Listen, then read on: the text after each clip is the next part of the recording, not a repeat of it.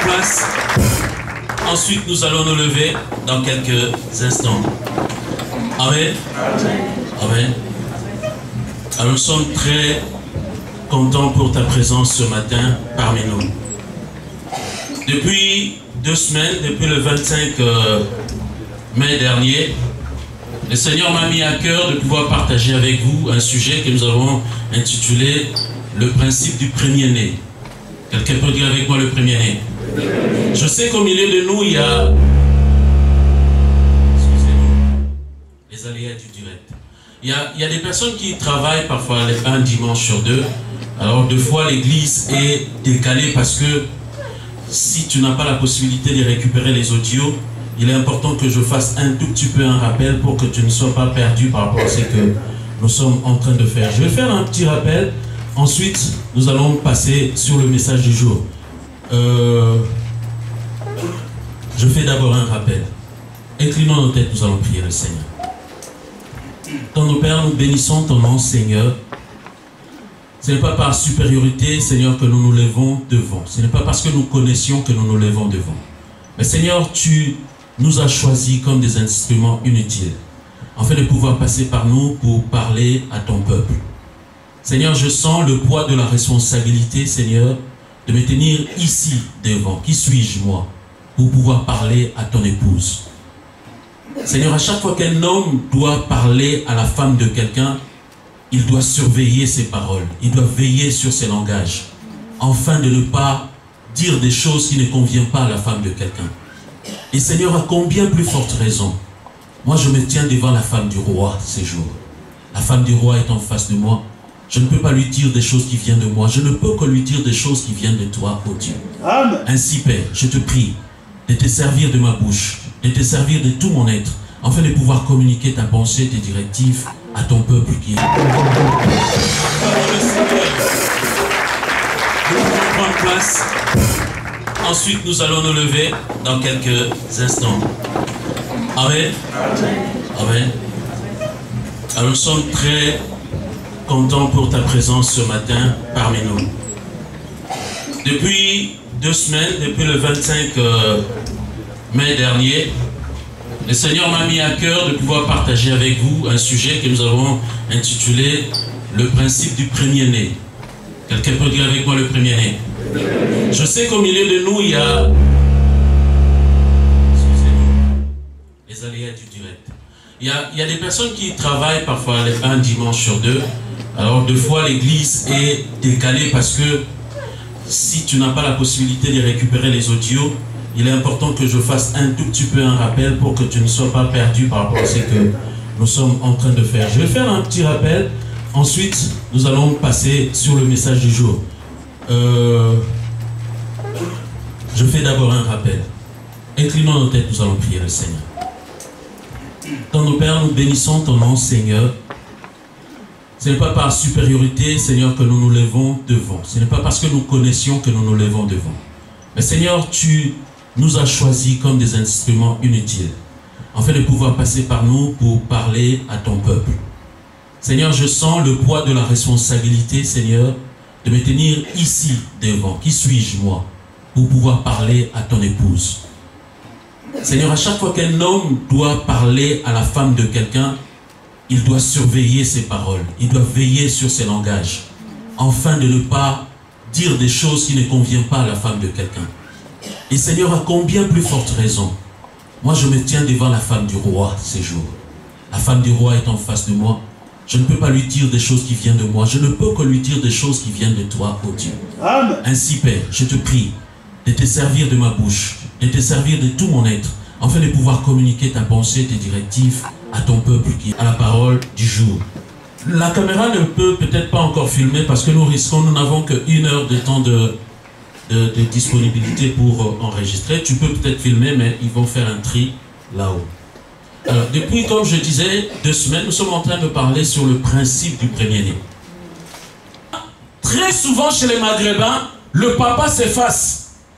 Et c'est le garçon premier-né qui fait la loi à la maison. C'est lui qui commande ses sœurs, c'est lui qui commande ses autres frères. Et bien aimé, le Seigneur est en train de te dire, en tant que premier-né, le Seigneur t'investit d'une autorité spirituelle. Amen. Alléluia. Amen. Alléluia. Amen. Quels sont les autres avantages du premier-né? En tant que premier-né, tu as reçu comme mission de propager la vision du Père. Le Père a une vision, le Père a une volonté, et en tant que premier-né, ta mission, c'est de perpétuer la vision de Dieu. Aujourd'hui, des églises naissent, des ministères naissent, mais chacun est en train de bâtir ça et là sa vision. Mais nous ne sommes pas de ceux qui bâtissent leur propre vision, mais nous sommes de ceux qui doivent bâtir la vision du Père. Dans mon mariage, dans ton foyer, dans ton business, le Seigneur te dit en tant que premier-né, il faut qu'au travers de ton business, que tu puisses faire avancer la volonté du Père. Alléluia. Alléluia. Moi, j'ai reçu la part de pouvoir vous enseigner. Certaines personnes ont reçu la grâce d'être businessmen. Frère, il se pourrait qu'au travers de ton business, Dieu veut que tu puisses contribuer financièrement pour que l'œuvre de Dieu puisse avancer. C'est ça aussi permettre l'avancement de la vision de notre Père. Alléluia. Alléluia. Quels sont les autres avantages du premier-né? Nous avons vu qu'en tant que premier-né, nous l'avons vu le jeudi dernier, bien-aimé, dans le livre de Psaume 89, nous l'avons lu le jeudi dernier, le diable ne peut pas avoir le dessus sur toi. Dieu a dit, j'ai trouvé David mon serviteur, je ferai de lui mon premier-né, le roi le plus élevé de la terre, et l'ennemi ne le surprendra pas. Ce matin, je suis venu encourager quelqu'un que très longtemps, je le répète, les sorciers se sont moqués de ta famille. Et bien, à partir d'aujourd'hui, quand tu reçois ces statuts du premier-né, le Seigneur te dit, l'ennemi ne pourra plus te surprendre. À cause de la domination de la du statut d'élévation que le Seigneur veut t'accorder en ces jours. Alléluia. En tant que premier-né, tu as reçu le droit, le droit de pouvoir entendre la voix du Père. Le droit de pouvoir parler au papa. Vous savez, la plupart d'entre nous, nous sommes d'origine africaine. Et malheureusement, chez les Africains, le rapport entre les enfants et le papa, c'est très souvent compliqué, surtout en Afrique. Le papa, on le voit comme étant quelqu'un de méchant. On n'ose peut-être pas parler directement à papa. Quand on veut parler à papa, qu'est-ce qu'on fait? On passe par maman. Pour que maman aille ensuite faire quoi? Parler à notre père. La plupart d'entre nous, nous avions surnommé nos parents. Certains l'ont appelé shérif, d'autres l'ont appelé Django. Et moi, mes grands frères ont surnommé mon père comment? Ils l'ont appelé Zeus. Vous connaissez Zeus qui était? Le dieu, le plus grand dieu de Grec. Et quand il était fâché, en tant que Zeus, vous savez c'était quoi son arme? Il envoyait la foudre. Donc on disait que si tu énervais papa, attention, la foudre risque de tomber sur ta tête. Parce qu'il était Zeus. Mais ce matin, tu ne t'es pas approché de Zeus. Ce matin, tu t'es approché de ton Père qui est le Dieu bon. Tu as le droit de le parler sans intermédiaire. Et il a la capacité de pouvoir t'écouter et de te répondre. Quelqu'un peut dire avec moi le premier-né. La position du premier-né te donne accès à pouvoir t'approcher du Père et de pouvoir parler à papa, et papa peut t'écouter. Et nous allons prier par rapport à tous ces points-là. Et enfin, un point que nous n'avions pas touché le dimanche pendant notre rappel. Bien-aimé, Dieu mange ou consomme le premier-né. Alléluia. La Bible déclare que Caïn et Abel se sont levés chacun pour aller offrir quelque chose à Dieu. Dans le livre de Genèse 4. La Bible déclare que, écoutez, Caïn a offert le produit de son champ. Mais parce qu'à l'église, tu dois avoir la révélation par rapport aux choses que tu fais. Abel, la Bible précise, il n'a pas offert n'importe quoi. Qu'est-ce qu'Abel a offert? Abel a offert le premier-né de son troupeau. Quelqu'un peut dire avec moi le premier-né?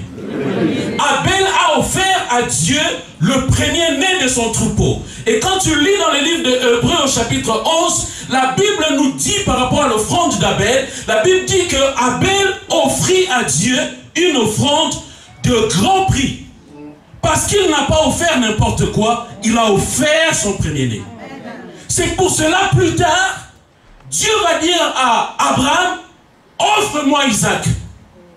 Il n'a pas demandé à Isaac de lui offrir Ismaël, parce que sur le plan spirituel, Dieu voyait Isaac en tant que qui? Son premier-né. Et en tant que premier-né, Dieu, plutôt Isaac ne devait pas offrir Ismaël, mais il devait offrir à Dieu son premier-né. Nous avons vu que Jésus, le frère Guilain l'a cité tout à l'heure, le livre de Colossiens, il est le premier-né de la création. Et en tant que premier-né de la création, il devait être offert en sacrifice à Dieu. Amen. Alléluia. Quelqu'un peut dire avec moi premier-né? Alors si tu es premier-né, mon frère, tu dois devenir une offrande agréable pour le Seigneur. Parce que Dieu veut te consommer. Parce que Dieu veut te manger. Parce qu'il dit dans l'Ancien Testament que tout premier-né fera quoi? M'appartiendra en propre. Amen. Alléluia. Amen. Le premier-né représente la force d'une personne. C'est pour cela Dieu a frappé Israël avec 9 plaies.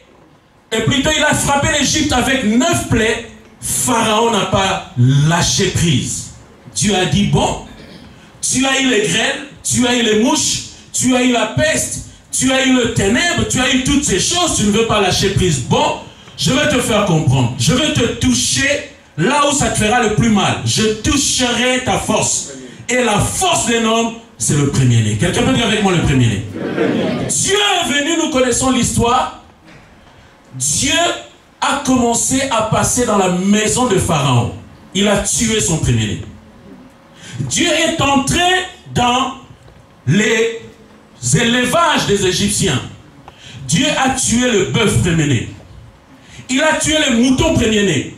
Dieu a tué ces jours-là la mouche premier-né. Il a tué le moustique premier-né. Il a tué l'insecte ou l'araignée premier-né. Parce que la force d'une personne, c'est son premier-né. Et nous connaissons quand Dieu avait frappé Abraham, et plutôt Pharaon, Pharaon a fini par lâcher prise. Alléluia. Alléluia. Alléluia.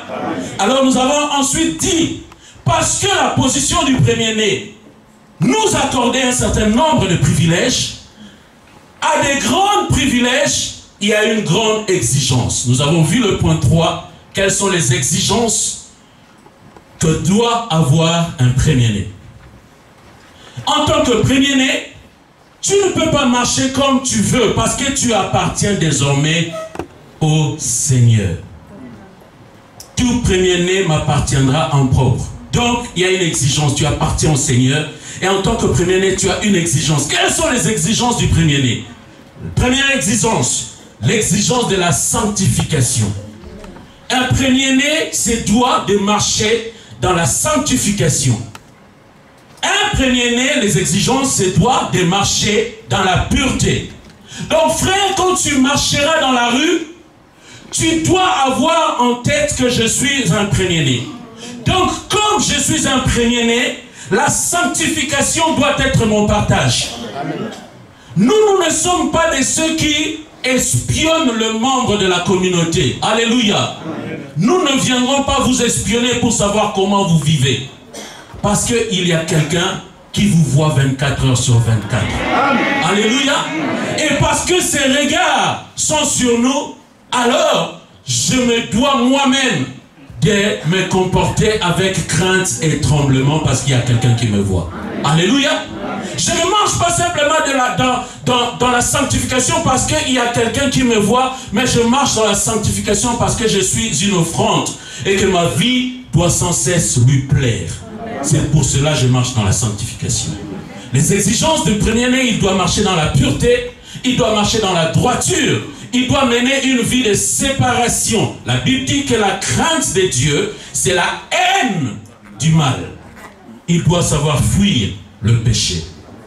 Et enfin, nous avons vu au 4e point quelques cas de premier-né. Le premier cas, très souvent chez les Maghrébins, le papa s'efface. Et c'est le garçon premier-né qui fait la loi à la maison. C'est lui qui commande ses sœurs, c'est lui qui commande ses autres frères. Et bien aimé, le Seigneur est en train de te dire, en tant que premier-né, le Seigneur t'investit d'une autorité spirituelle. Amen. Alléluia. Amen. Alléluia. Amen. Quels sont les autres avantages du premier-né? En tant que premier-né, tu as reçu comme mission de propager la vision du Père. Le Père a une vision, le Père a une volonté, et en tant que premier-né, ta mission, c'est de perpétuer la vision de Dieu. Aujourd'hui, des églises naissent, des ministères naissent, mais chacun est en train de bâtir ça et là sa vision. Mais nous ne sommes pas de ceux qui bâtissent leur propre vision, mais nous sommes de ceux qui doivent bâtir la vision du Père. Dans mon mariage, dans ton foyer, dans ton business, le Seigneur te dit en tant que premier-né, il faut qu'au travers de ton business, que tu puisses faire avancer la volonté du Père. Alléluia. Alléluia.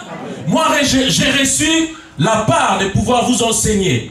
Certaines personnes ont reçu la grâce d'être businessmen. Frère, il se pourrait qu'au travers de ton business, Dieu veut que tu puisses contribuer financièrement pour que l'œuvre de Dieu puisse avancer. C'est ça aussi permettre l'avancement de la vision de notre Père. Alléluia. Alléluia. Quels sont les autres avantages du premier-né? Nous avons vu qu'en tant que premier-né, nous l'avons vu le jeudi dernier, bien-aimé, dans le livre de Psaume 89, nous l'avons lu le jeudi dernier, le diable ne peut pas avoir le dessus sur toi. Dieu a dit, j'ai trouvé David mon serviteur, je ferai de lui mon premier-né, le roi le plus élevé de la terre, et l'ennemi ne le surprendra pas. Ce matin, je suis venu encourager quelqu'un que très longtemps, je le répète, les sorciers se sont moqués de ta famille. Et bien, à partir d'aujourd'hui, quand tu reçois ces statuts du premier-né, le Seigneur te dit, l'ennemi ne pourra plus te surprendre. À cause de la domination de la du statut d'élévation que le Seigneur veut t'accorder en ces jours. Alléluia. En tant que premier-né, tu as reçu le droit, le droit de pouvoir entendre la voix du Père. Le droit de pouvoir parler au papa. Vous savez, la plupart d'entre nous, nous sommes d'origine africaine. Et malheureusement, chez les Africains, le rapport entre les enfants et le papa, c'est très souvent compliqué, surtout en Afrique. Le papa, on le voit comme étant quelqu'un de méchant. On n'ose peut-être pas parler directement à papa. Quand on veut parler à papa, qu'est-ce qu'on fait? On passe par maman. Pour que maman aille ensuite faire quoi? Parler à notre père. La plupart d'entre nous, nous avions surnommé nos parents. Certains l'ont appelé shérif, d'autres l'ont appelé Django. Et moi, mes grands frères ont surnommé mon père comment? Ils l'ont appelé Zeus. Vous connaissez Zeus qui était? Le dieu, le plus grand dieu de Grec. Et quand il était fâché, en tant que Zeus, vous savez c'était quoi son arme? Il envoyait la foudre. Donc on disait que si tu énervais papa, attention, la foudre risque de tomber sur ta tête. Parce qu'il était Zeus. Mais ce matin, tu ne t'es pas approché de Zeus. Ce matin, tu t'es approché de ton Père qui est le Dieu bon. Tu as le droit de le parler sans intermédiaire. Et il a la capacité de pouvoir t'écouter et de te répondre. Quelqu'un peut dire avec moi le premier-né. La position du premier-né te donne accès à pouvoir t'approcher du Père et de pouvoir parler à papa, et papa peut t'écouter. Et nous allons prier par rapport à tous ces points-là. Et enfin, un point que nous n'avions pas touché le dimanche pendant notre rappel. Bien-aimé, Dieu mange ou consomme le premier-né. Alléluia. La Bible déclare que Caïn et Abel se sont levés chacun pour aller offrir quelque chose à Dieu. Dans le livre de Genèse 4. La Bible déclare que, écoutez, Caïn a offert le produit de son champ. Mais parce qu'à l'église, tu dois avoir la révélation par rapport aux choses que tu fais. Abel, la Bible précise, il n'a pas offert n'importe quoi. Qu'est-ce qu'Abel a offert? Abel a offert le premier-né de son troupeau. Quelqu'un peut dire avec moi le premier-né? Abel a offert à Dieu le premier-né de son troupeau. Et quand tu lis dans le livre de Hébreux au chapitre 11, la Bible nous dit par rapport à l'offrande d'Abel, la Bible dit que Abel offrit à Dieu une offrande de grand prix. Parce qu'il n'a pas offert n'importe quoi, il a offert son premier-né. C'est pour cela, plus tard, Dieu va dire à Abraham, offre-moi Isaac. Il n'a pas demandé à Isaac de lui offrir Ismaël, Parce que sur le plan spirituel, Dieu voyait Isaac en tant que qui? Son premier-né. Et en tant que premier-né, Dieu, plutôt Isaac ne devait pas offrir Ismaël, mais il devait offrir à Dieu son premier-né. Nous avons vu que Jésus, le frère Guilain l'a cité tout à l'heure, le livre de Colossiens, il est le premier-né de la création. Et en tant que premier-né de la création, il devait être offert en sacrifice à Dieu. Amen. Alléluia. Quelqu'un peut dire avec moi premier-né? Alors si tu es premier-né, mon frère, tu dois devenir une offrande agréable pour le Seigneur. Parce que Dieu veut te consommer. Parce que Dieu veut te manger. Parce qu'il dit dans l'Ancien Testament que tout premier-né fera quoi? M'appartiendra en propre. Amen. Alléluia. Amen. Le premier-né représente la force d'une personne. C'est pour cela Dieu a frappé Israël avec 9 plaies. Et plutôt il a frappé l'Égypte avec 9 plaies. Pharaon n'a pas lâché prise. Dieu a dit, bon, tu as eu les graines, tu as eu les mouches, tu as eu la peste, tu as eu le ténèbre, tu as eu toutes ces choses, tu ne veux pas lâcher prise. Bon, je vais te faire comprendre. Je vais te toucher là où ça te fera le plus mal. Je toucherai ta force. Et la force d'un homme, c'est le premier-né. Quelqu'un peut dire avec moi le premier-né? Dieu est venu, nous connaissons l'histoire. Dieu a commencé à passer dans la maison de Pharaon. Il a tué son premier-né. Dieu est entré dans les élevages des Égyptiens. Dieu a tué le bœuf premier-né. Il a tué le mouton premier-né. Dieu a tué ces jours-là la mouche premier-né. Il a tué le moustique premier-né. Il a tué l'insecte ou l'araignée premier-né. Parce que la force d'une personne, c'est son premier-né. Et nous connaissons quand Dieu avait frappé Abraham, et plutôt Pharaon, Pharaon a fini par lâcher prise. Alléluia. Alléluia. Alléluia. Alors nous avons ensuite dit, parce que la position du premier-né nous accordait un certain nombre de privilèges, à des grands privilèges, il y a une grande exigence. Nous avons vu le point 3, quelles sont les exigences que doit avoir un premier-né. En tant que premier-né, tu ne peux pas marcher comme tu veux parce que tu appartiens désormais au Seigneur. Tout premier-né m'appartiendra en propre. Donc, il y a une exigence, tu appartiens au Seigneur. Et en tant que premier-né, tu as une exigence. Quelles sont les exigences du premier-né? Première exigence, l'exigence de la sanctification. Un premier-né se doit de marcher dans la sanctification. Un premier-né, les exigences, c'est doit de marcher dans la pureté. Donc frère, quand tu marcheras dans la rue, tu dois avoir en tête que je suis un premier-né. Donc comme je suis un premier-né, la sanctification doit être mon partage. Amen. Nous ne sommes pas de ceux qui espionnent le membre de la communauté. Alléluia. Amen. Nous ne viendrons pas vous espionner pour savoir comment vous vivez. Parce qu'il y a quelqu'un qui vous voit 24 heures sur 24. Amen. Alléluia. Et parce que ces regards sont sur nous, alors je me dois moi-même de me comporter avec crainte et tremblement parce qu'il y a quelqu'un qui me voit. Alléluia.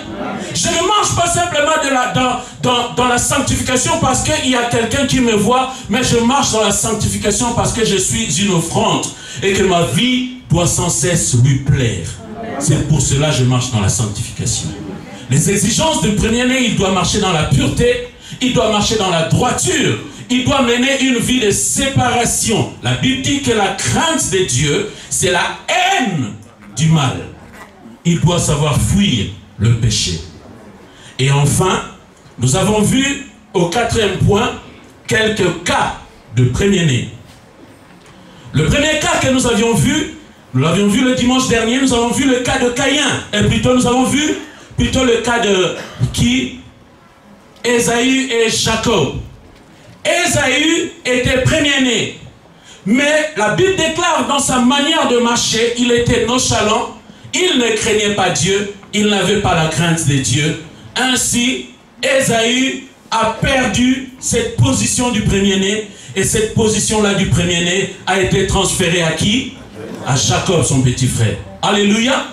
Donc ça veut dire que si nous ne vivons pas une vie de sanctification, bien aimé, on peut t'appeler premier-né de nom, mais dans la pratique, tu ne manifesteras pas l'autorité, tu ne manifesteras pas la domination que doit posséder un premier-né, parce que tu vis une vie qui n'est pas conforme à la parole du Seigneur.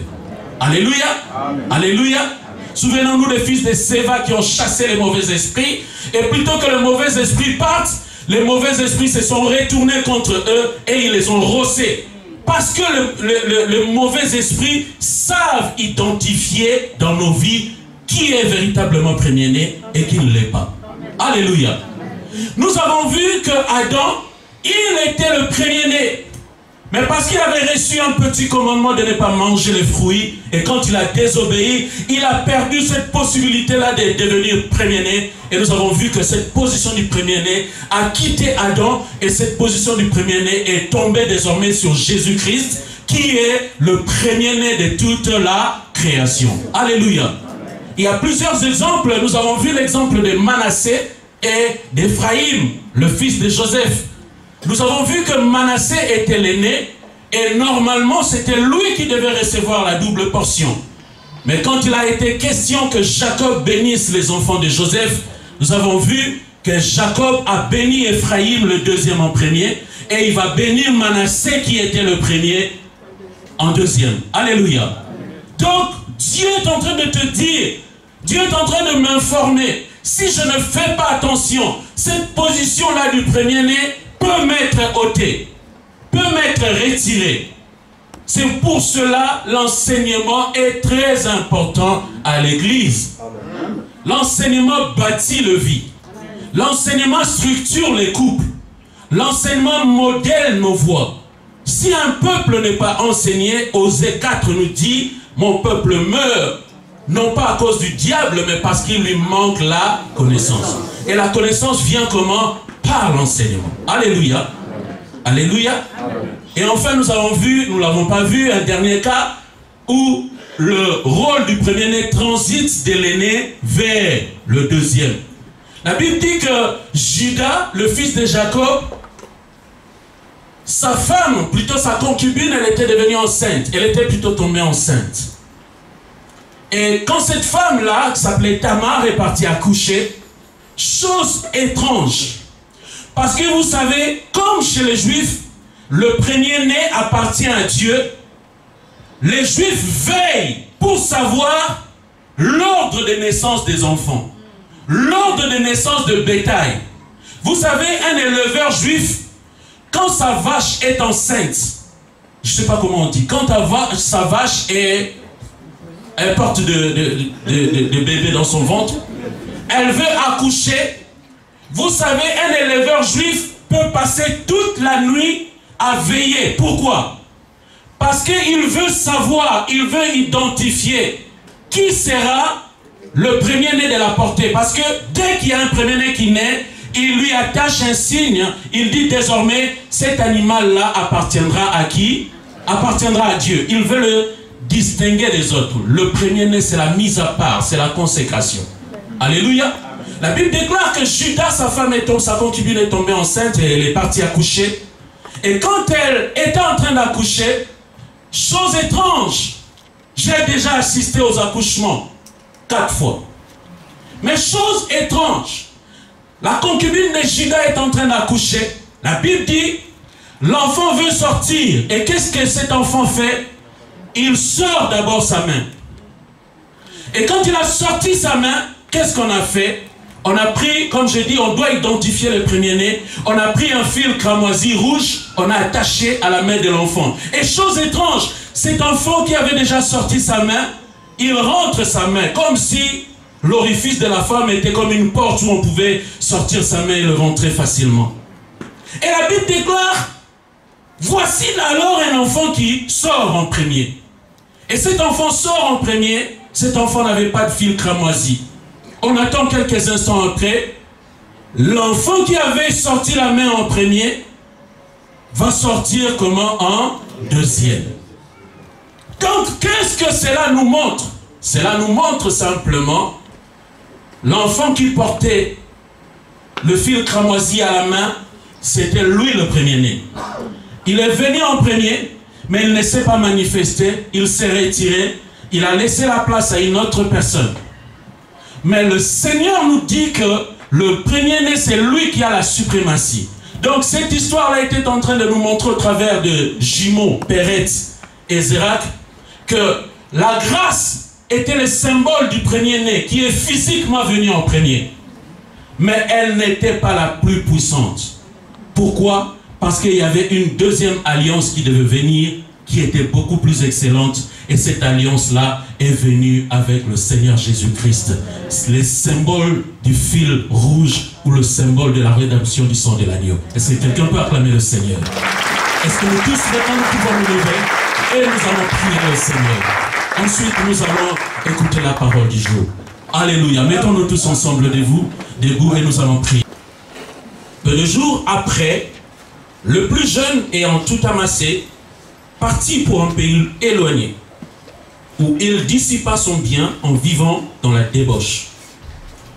Lorsqu'il eut tout dépensé, une grande famine survint dans ces pays, et il commença à se trouver dans le besoin. Il alla se mettre au service des habitants du pays, qu'il envoya dans ses champs garder le pourceau. Il aurait bien voulu se rassasier des carouges que mangeaient les pourceaux, mais personne malheureusement ne lui donnait. Étant rentré en lui-même, il dit: combien de mercenaires chez mon père ont du pain en abondance, et moi, je meurs de faim. Je me leverai, j'irai vers mon père, et je lui dirai: mon père, j'ai péché contre le ciel et contre toi. Je ne suis plus digne d'être appelé ton fils. Traite-moi comme l'un de tes mercenaires. Et il se leva et alla vers son père. Comme il était encore loin, son père le vit et fut ému de compassion. Il courut se jeter à son cou et le baisa. Le fils lui dit: mon père, j'ai péché contre le ciel et contre toi. Je ne suis plus digne d'être appelé ton fils. Mais le père dit à ses serviteurs: apportez la plus belle robe et l'en revêtez. Mettez-lui un anneau au doigt et des souliers aux pieds. Amenez le veau gras et tuez-le. Mangeons et réjouissons-nous, car mon fils que voici était mort et il est revenu à la vie. Il était perdu et il est retrouvé. Et ils commencèrent à se réjouir. Or, le fils aîné dans le champ, était dans le champ. Lorsqu'il revint et approcha de la maison, il entendit la musique et les danses. Et il appela un des serviteurs et lui demanda ce que c'était. Ce serviteur lui dit: ton frère est de retour, et ton père a tué le veau gras, parce qu'il l'a retrouvé en bonne santé. Il se mit en colère et ne voulut pas entrer. Son père sortit et le pria d'entrer, mais il répondit à son père: voici, il y a tant d'années que je te sers sans avoir jamais transgressé tes ordres, et jamais tu ne m'as donné un chevreau pour que je me réjouisse avec mes amis. Et quand ton fils est arrivé, c'est lui qui a mangé ton bien avec des prostituées. C'est pour lui que tu as tué le veau gras. Mon enfant, lui dit le père, tu es toujours avec moi. Et tout ce que j'ai, mes vêtements, mes chaussures, mes animaux, mes comptes en banque, mes champs, mes serviteurs, tout ce que je possède est à toi. Mais il fallait bien s'égayer et se réjouir parce que ton frère que voici était mort et qu'il est revenu à la vie, et parce qu'il était perdu et qu'il est retrouvé. Est-ce que nous pouvons acclamer le Seigneur? Alléluia.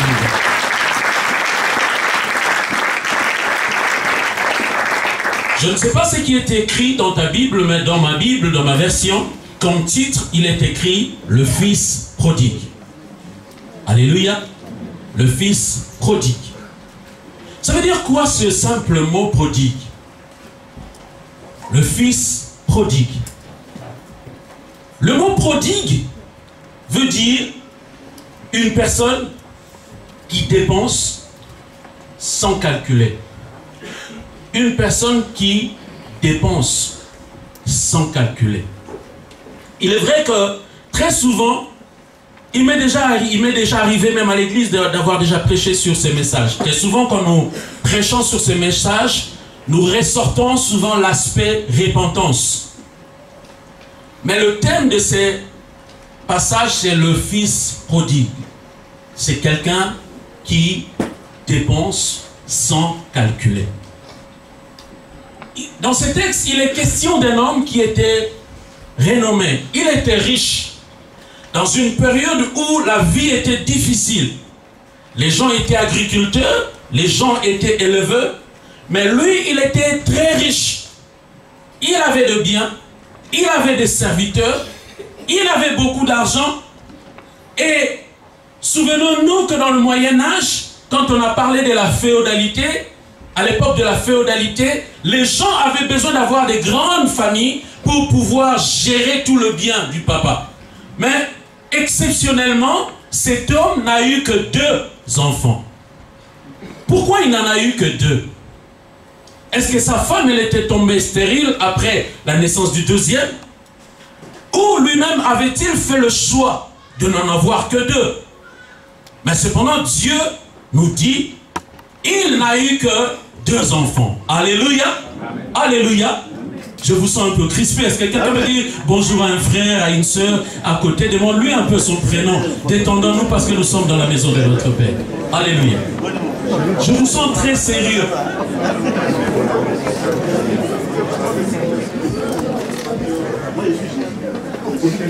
Un frère me disait, jeudi dernier, il me disait, j'aime particulièrement le culte de jeudi. Un frère m'a dit ça à la fin du culte du jeudi. Il dit, je sens que le culte de jeudi, on est plus relax, on est plus cool, on peut se lâcher.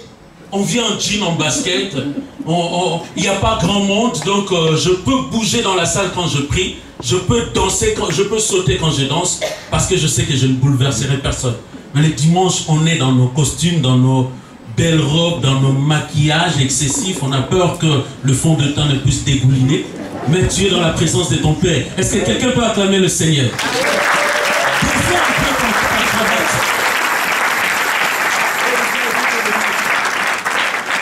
Défais un peu ta cravate, défais un peu le col, le dernier bouton de ton col si jamais ton cou a du mal à pouvoir bouger. Alléluia.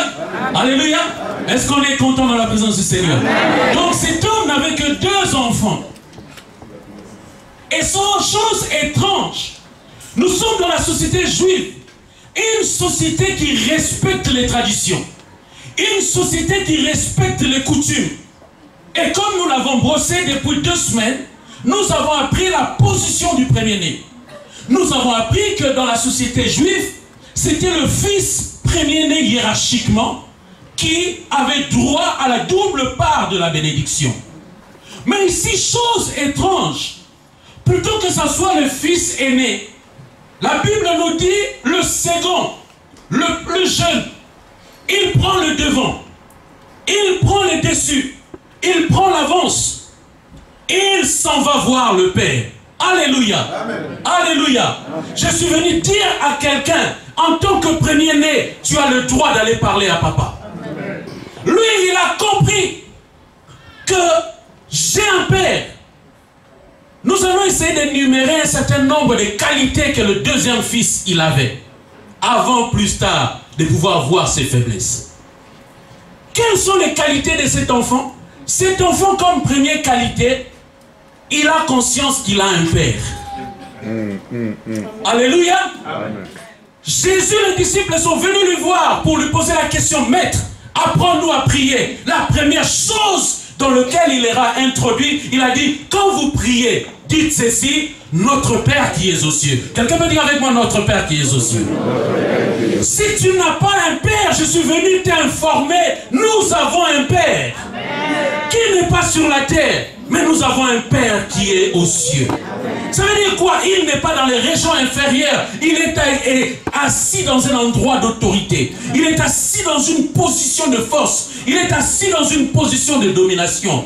Et il a la possibilité d'entendre nos voix comme nous l'appelons. Alléluia. Et cet homme savait qu'il y avait une certaine filiation.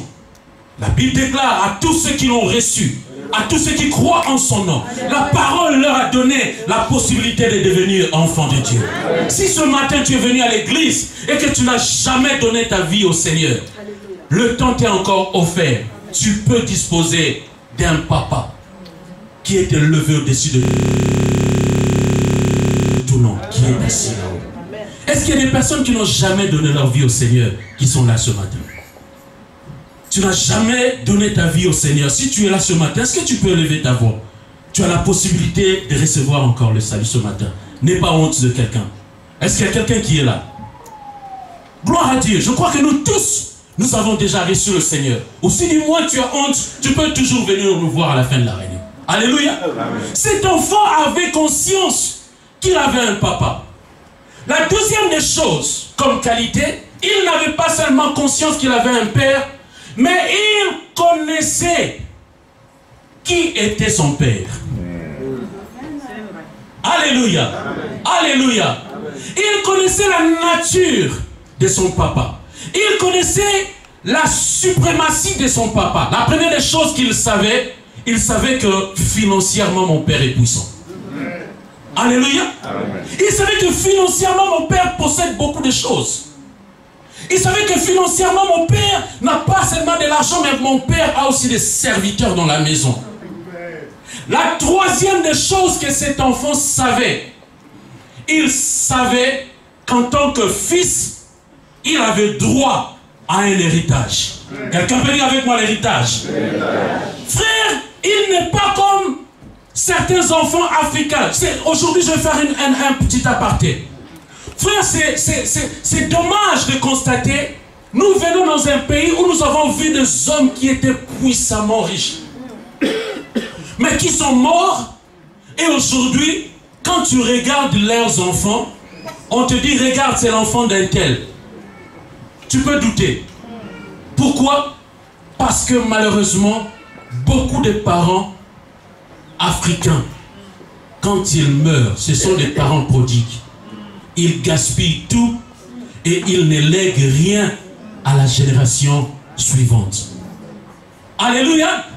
Je suis venu parler à quelqu'un ce matin. Frère, nous devons, parce que l'église est une famille. L'église est aussi une école où nous apprenons des choses. Tu ne gagnes pas beaucoup, je sais. Mais moi y compris, faisons tous ensemble un effort de pouvoir épargner pour nos enfants, pour la génération suivante. Même un 10 € par mois sur un compte épargne postale, c'est très important de pouvoir léguer un héritage à la génération suivante. Alléluia. Au-delà de l'héritage financier, nous sommes à l'église. Il est très important que moi, en tant que chantre, que je puisse léguer un héritage de chantre à la génération suivante. Moi, en tant que modérateur, que je puisse léguer un héritage de modérateur à la génération suivante. Alléluia. En fait, en réalité, moi, en tant que papa, ma vision, c'est quoi? C'est que la génération suivante doive me dépasser en tout. Ça, c'est la vision d'un vrai père. Les études que moi, je n'ai pas accomplies, je voudrais que mes enfants puissent accomplir ces études. Les réalisations que moi je n'ai pas faites, je voudrais qu'eux ils puissent les faire. Là où moi je suis tombé, je ne voudrais pas qu'eux ils puissent trébucher. Parce que je suis un père. Un père, il est prévoyant par rapport à la génération suivante. Alléluia. Mais cependant, tout ton argent, tu gagnes 1200, les SMIC. Tu t'achètes un sac Chloé qui coûte 800 €. Tu es une femme prodigue. Tu gagnes 1500 € en tant qu'échafaudeur. Tu t'achètes des Weston qui coûtent 950 €. Tu es un parent prodigue. Et la plupart d'entre nous, les 5 du mois déjà, ta paye est passée le premier, les 5 du mois, tu te retrouves déjà en découvert. Ce n'est pas normal, frère. Alléluia. Alléluia. On s'endette, on prend des cartes, des CTLM, Cofinoga, Cofidis, Cofinios. Alléluia. Tu te ruines et tu te mets la corde au cou. Tu es obligé de faire 4 boulots par semaine. Tu es en train de t'épuiser physiquement. Ta femme et tes enfants ne te voient plus à la maison parce que papa est obligé de sortir tous les jours. Tu es en train de ruiner ta santé. On n'a qu'une seule santé. Après, quand tu tomberas malade, Église, priez pour moi parce que j'ai le mal au dos. Alléluia. Ferme la parenthèse. Le problème d'héritage, c'est un problème qui ruine des familles. Il y a 2 mois passés, ici en France, si tu suis les informations, parce que moi j'aime les informations. Amen. Il y a une famille ici en France. Le problème d'héritage divise des familles. Il y a une famille, les parents sont morts. Ils ont légué l'héritage, mais les partages n'étaient pas équitables. Et le beau-frère, qu'est-ce qu'il a fait? La nuit, il est parti dans la maison de son beau-frère. Il s'est caché dans les garages. Et il s'est introduit furtivement. Il avait un pieu. Il a fait quoi? Il a massacré toute la famille à cause de la situation d'héritage.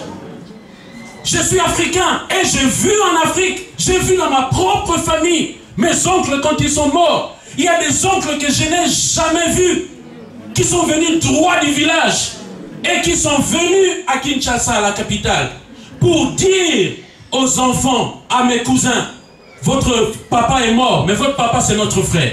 Comme il est mort, qu'est-ce que vous devez faire? Sortez de la maison parce que les biens de papa m'appartiennent. Je suis encore venu dire, parce que dans la mentalité, la plupart d'entre nous, nous sommes de la culture afro-caribéenne. Dans notre mentalité, les gens n'écrivent pas des testaments, frère. Les gens ne vont jamais consulter un notaire. Un notaire coûte 600 €. Ça ne coûte pas grand-chose. Tu rédiges un testament. J'ai vu un grand musicien qui est mort, il a laissé plein de biens au pays, mais parce qu'il n'avait pas légué un testament normal, il y a des conflits. Alléluia. Mais cet enfant, le deuxième, est parti voir papa. Il a dit à papa, papa, donne-moi ma part d'héritage. Quel kilo? Or, nous savons que le notaire ne déclare l'héritage que quand? Quand le testateur a fait quoi? Il est mort. Donc ses fils, il était en train de faire quoi? Il était en train de désirer la mort de papa. Parce que quand tu viens me demander la part de ton héritage alors que je suis encore vivant, donc tu veux que je meure pour que tu puisses posséder avant l'heure.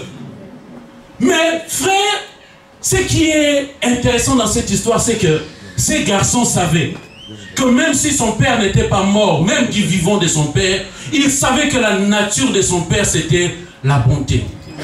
C'était l'amour. Même s'il était en train de faire un acte illégal, il savait que papa pouvait lui donner sa part d'héritage. Alléluia. Mais bien aimé, cet après-midi, ce matin, en cette fin de matinée, je suis venu dire, la Bible est en train de dire que nous avons un testateur, frère, qui est mort. Cet enfant-là, son père avait beaucoup de biens. Mais je suis venu te dire ce matin que nous avons un père, non pas simplement qu'il a beaucoup de biens, mais il possède quoi? Toutes choses. Vous connaissez le nom de mon père? Il s'appelle comment? Adonai. Vous savez ce que ça veut dire Adonai? Ça veut dire le Seigneur. Et un Seigneur dans la féodalité, c'est qui? C'est celui à qui appartient toutes choses. C'est pour cela que Jésus a dit aux disciples, quand vous priez, concluez votre prière par ceci, car c'est à toi qu'appartiennent toutes choses. Qu'est-ce qui t'appartient? L'oreille. Qu'est-ce qui t'appartient? La richesse. Qu'est-ce qui t'appartient? La puissance. Qu'est-ce qui t'appartient? La gloire. Qu'est-ce qui t'appartient? La santé. C'est pour cela, frère, quand tu as des problèmes, va vers Adonai. Parce qu'il possède toutes choses. Est-ce que quelqu'un peut acclamer Adonai? Et ce matin, grande est encore ma joie Parce que tu ne feras pas comme mettons le deuxième fils qui est parti voir papa alors que papa n'était pas mort. Mais ici, nous avons Adonai qui est venu en chair et qui est mort. Et quand il est mort, il nous a fait quoi? Il a laissé un testament. Et ce testament, il est plutôt encore valide pour toi ce matin. Alléluia. Donc nous avons essayé de brosser un certain nombre de qualités de ces jeunes garçons. Il connaissait sa filiation avec papa. Il connaissait son positionnement. Il savait qu'il pouvait se présenter devant papa et demander des choses. Mais cependant, la Bible est en train de souligner quelque chose. La Bible est en train de dire, c'était le plus jeune. Quelqu'un peut dire avec moi le plus jeune? Prenons tous ensemble nos Bibles. Le livre de Galates. Le livre de Galates, chapitre 4. Nous n'aurons pas faute de temps tout dire, mais nous dirons l'essentiel. Galates, c'est juste après Corinthiens. Galates, chapitre 4. Est-ce que tout le monde a trouvé? J'attends que tout le monde puisse trouver. Galates, chapitre 4.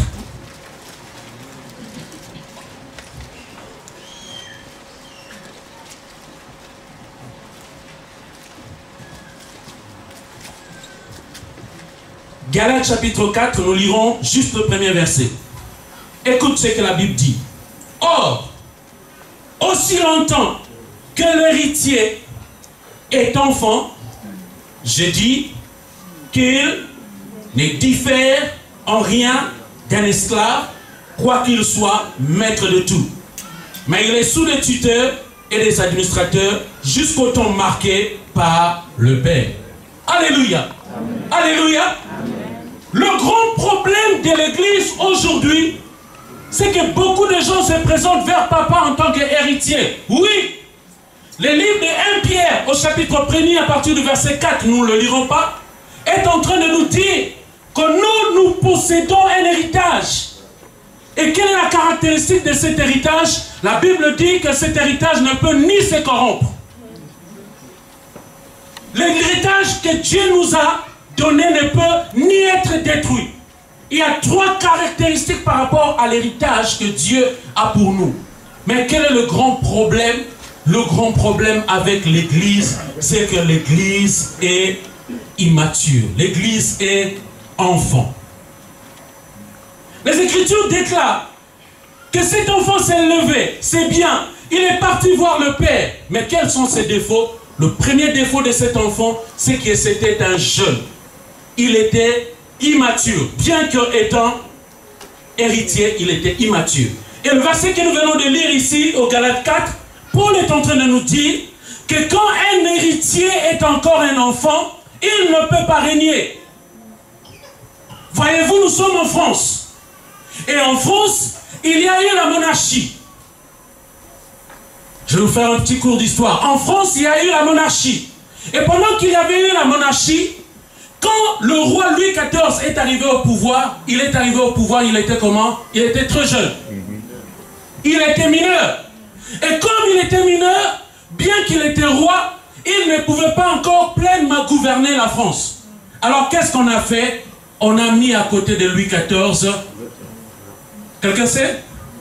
Nous sommes en France, nous devons connaître l'histoire de notre pays. On lui a donné quelqu'un pour pouvoir l'aider. C'est un régent, c'est quelqu'un qui va l'aider. Pour les conseiller.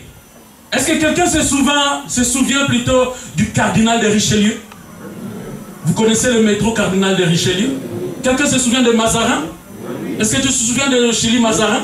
Tu connais d'où ce nom-là vient? Lisons, c'est important. Bref, cet homme était roi, mais il ne pouvait pas pleinement devenir roi parce qu'il était encore immature.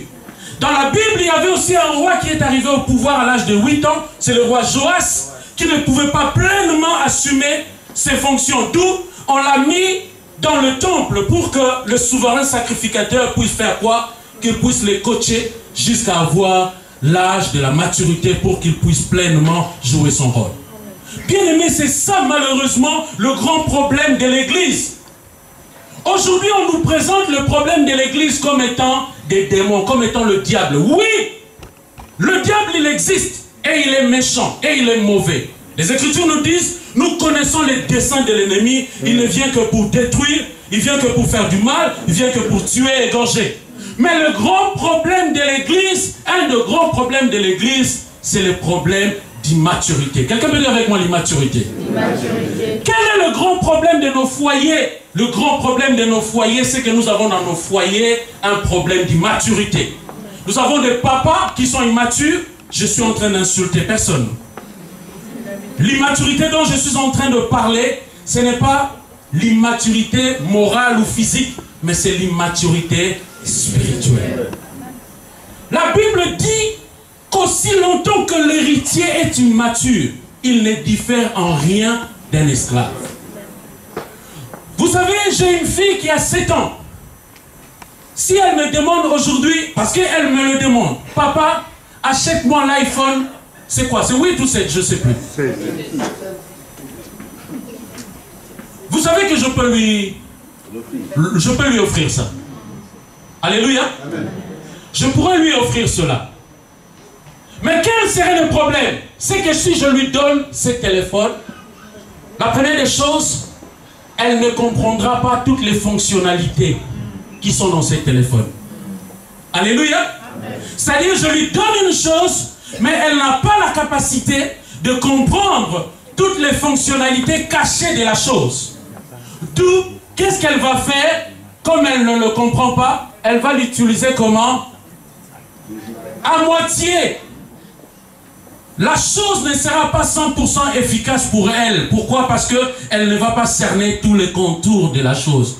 Et c'est ce qui se passe à l'église. Nous demandons parfois plein de choses à Dieu. Dieu, des fois, nous regarde. Il veut nous donner la chose. Mais Dieu regarde, il dit, cet enfant est encore... Deux fois, tu demandes à Dieu, Seigneur, donne-moi le mariage. Le Seigneur te donne un fiancé. Mais tu as l'impression que ça fait 5 ans que votre fiancé est encore en train de durer. Tu dis, mais Seigneur, tu n'entends pas ma prière. Mais il se pourrait que Dieu voit encore une dimension d'immaturité dans ta vie. Vous savez, le mariage, ce n'est pas simple. Et si tu n'es pas brisé avant le mariage, si tu entres dans le mariage, ça sera chaud pour toi. C'est pour cela le Seigneur, qu'est-ce qu'il fait? Qu'est-ce qu'il fait? Il est en train de te préparer. Qu'est-ce qui se passe? Il est en train de chercher à te briser. En fait, que quand tu entreras dans le mariage, que tu entres pleinement brisé, pleinement prêt pour pouvoir assumer la chose et que ton mariage puisse durer de génération en génération. Alléluia. Alléluia. L'autre chose, si tu donnes quelque chose de précieux à un enfant, imagine-toi, je suis milliardaire. Je donne à ma fille une boucle d'oreille en diamant. Et elle va à l'école. Et même dans le règlement intérieur de l'école de mes enfants, de nos enfants, on a écrit qu'il est interdit de ramener quoi? Des objets de valeur. Pourquoi? Parce qu'un enfant, il est encore immature. Donc, quelqu'un peut venir lui arracher la chose, elle n'aura pas la possibilité de pouvoir les défendre et de le protéger. Alléluia. Or, qu'est-ce qui se passe dans le royaume des cieux?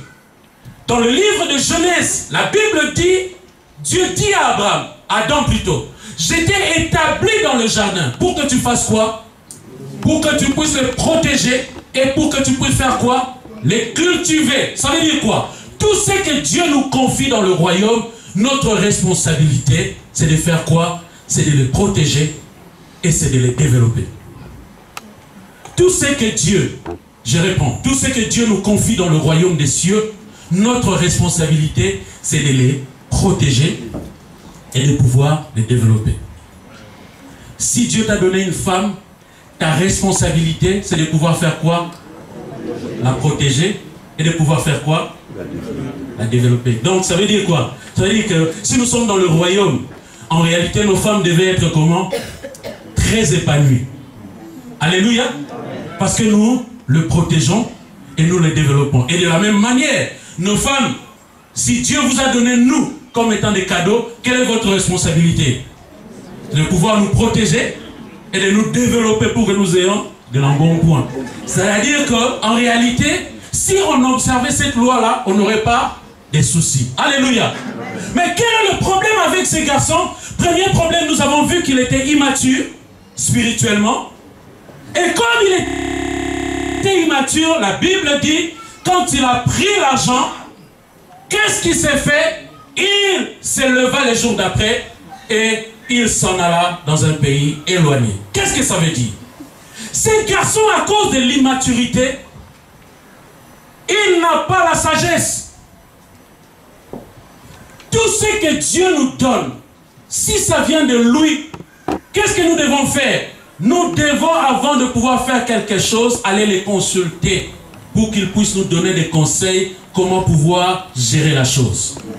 Mais ces garçons, il lui a manqué cette dimension-là d'aller consulter le Père pour dire à Père, mais papa, je te vois, tu es devenu un homme riche. Quel a été ton secret? Comment tu as géré les choses? Comment tu as structuré les choses? Tu avais commencé comment? Vous savez, deux fois, nous devons nous approcher de nos hommes de Dieu.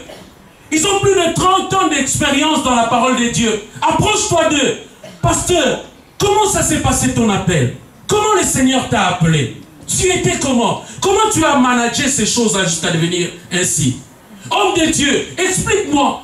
Quand tu prêches, je sens un peu une dimension élevée. Comment tu fais pour préparer ton message? Quel est ton secret? Eh bien, mon secret, c'est pas Livio. Alléluia. On peut vous délivrer des secrets. Mais le grand problème, c'est que ces garçons s'est senti suffisants.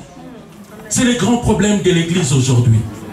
Les gens à l'église, ils ont la position d'autonomie. Ils pensent qu'ils peuvent réussir eux-mêmes. Les Écritures déclarent, confiez-vous à vos serviteurs, à mes serviteurs. Et vous ferez quoi? Vous réussirez. Il y a un secret. Nous devons nous confier à nos serviteurs. Mais pasteur, je t'ai vu, tu as fêté tes 25 ans de mariage. Quel est ton secret? Comment tu as tenu pendant ces 25 ans? Enfin, c'est pas simple le mariage. Ce n'est pas facile. Mais comment toi tu as réussi? Moi, ça fait 17 ans que je suis marié. Mais comment tu tiens 17 ans? Alors que nous avons connu des couples qui ont fait 2 ans et qui ont divorcé. Je ne vais pas citer son nom. Et il y a une star de la musique américaine. Elle s'est mariée à minuit à Los Angeles. À 8 heures, elle a divorcé. Un mariage expéditif. Parce qu'elle était dans la folie, elle a rencontré un garçon dans la boîte de nuit. Vous savez qu'aux États-Unis, tu peux aller te marier à Las Vegas. Dans un casino, tu rencontres un homme, il célèbre votre mariage et vous fait signer des papiers. Et c'est acté, vous êtes mariés. Alléluia. Le matin, quand il s'est réveillé, il a appelé sa famille, il a dit, j'ai fait une gaffe, j'ai fait une bêtise, j'ai signé un contrat de mariage. On lui dit, mais tu es marié. Mais il faut tout faire pour faire quoi? Annuler ces mariages. Parce qu'ils savent que comme elle possède de l'argent, ces garçons-là peuvent bénéficier derrière elle. Alléluia. Est-ce que Dieu est-il à côté de moi? Ou est-ce que Dieu est-il éloigné de moi? Souvenons-nous de l'histoire de Marie et de Joseph qui étaient partis à Jérusalem et qui ont fait quoi? Ils ont oublié Jésus à Jérusalem et ils sont revenus. Ils avaient toujours l'impression que Jésus marchait avec eux, alors que Jésus était resté à Jérusalem il y a déjà 3 jours passés. Est-ce que Jésus est toujours avec nous ou Jésus est-il déjà éloigné de nous? Alléluia. Amen. Donc ces garçons, il avait pris l'héritage du Père, mais il est parti et il a tout dépensé. Alléluia. Alléluia. Amen. Nous sommes arrivés à la fin de notre message. Il a pris les choses qui provenaient du Père et il les a tous gaspillés. Et quand ce garçon est entré en lui-même, quand il est revenu auprès du Père, la phrase qu'il va prononcer devant le Père, c'est que Père, j'ai fait quoi? J'ai péché. Et quel a été, réfléchissons un peu, quel a été son péché? Eh bien son péché c'était simple. J'ai pris ce qui est à toi et je me suis amusé avec. Alléluia. La Bible te dit aujourd'hui, ne savez-vous pas que votre corps est quoi? Le temple du Saint-Esprit. À chaque fois que tu prends le corps qui est le temple du Saint-Esprit et que tu vas te prostituer avec ce corps-là, tu es en train de faire la même chose que le fils prodigue. Souvenons-nous de Belchassar, le fils de Nabuchodonosor. La Bible dit, il s'amusait avec ses amis et qu'est-ce qu'il a dit? Apportez-moi des choses sacrées. Je veux boire avec ces couples. Il a pris les choses du Père et il les a fait quoi? Il les a méprisées. Et aujourd'hui, force est de constater que beaucoup de gens sont en train de mépriser des choses qui appartiennent au Père. Qu'est-ce que nous sommes en train de dire? Nous sommes en train de parler du premier-né. Nous sommes en train de parler du premier-né. Cet enfant n'était que le deuxième. Mais spirituellement, papa le voyait comme étant l'aîné. Pourquoi? Parce que l'aîné n'était pas conscient de sa position. On nous montre quand l'aîné est parti au champ, quand il est revenu, écoute sa déclaration, il a dit, je t'ai toujours servi. Alléluia. Amen. Tu ne sers pas papa, mais tu contribues pour l'avancement du bien de ton père. Parce que ce qui est au père, il est à qui? Il est à toi. Lui, il était avec le père, mais il ne se considérait pas comme étant le fils. Il se considérait comme étant le serviteur. Mais toi, tu es un enfant de Dieu. Alléluia. Amen. Et la Bible dit que cet enfant, le fils aîné, qui normalement était le premier-né, l'héritier désigné, il était jaloux de la position de son fils, de son frère. Quand son frère est venu, j'en ai parlé les dimanches derniers, quand tu es premier-né, on te fait porter un anneau royal sur ton doigt. L'anneau représente le symbole de l'autorité. L'anneau représente la marque de Dieu dans ta vie. Alléluia. Nous sommes en train de parler aujourd'hui de cet héritage-là que nous avons reçu du Père. Nous avons reçu plein de bénédictions. C'est bien beau que nous prions à Dieu qui nous donne la bénédiction. Dieu t'a donné la santé, mais Dieu te pose la question, que fais-tu avec la santé que je t'ai donnée? Dieu t'a donné des moyens, de l'argent. Que fais-tu avec l'argent que je t'ai donné? Ces garçons, la Bible dit, elle est partie tout dissipée avec les prostituées. Mais c'est pour eux que toi, Dieu t'a donné un travail. Dieu t'a donné de l'argent. Mais c'est pour eux que ton argent, tu vas le donner aux musiciens. Pour qu'ils puissent citer ton nom simplement dans un chant. Je dis, mais c'est une bêtise. Ça te fait quoi qu'un musicien cite ton nom dans une chanson? Et tu vois la personne en train de s'orgueillir parce que simplement on a cité son nom dans une chanson. Et tu peux aller dans une fête, quand cette partie-là passe, vous avez entendu? Cette personne-là, c'est moi. Mais il a dépensé 20 000 € pour qu'on dise son nom même pas pendant une fraction de seconde. Alors que le 20 000 € là, tu aurais pu venir les s'aimer ici à l'église pour l'avancement du royaume des cieux. Alléluia. Alléluia. Nous sommes arrivés à la fin de notre réunion. Est-ce que nous pouvons nous lever et nous allons prier le Seigneur?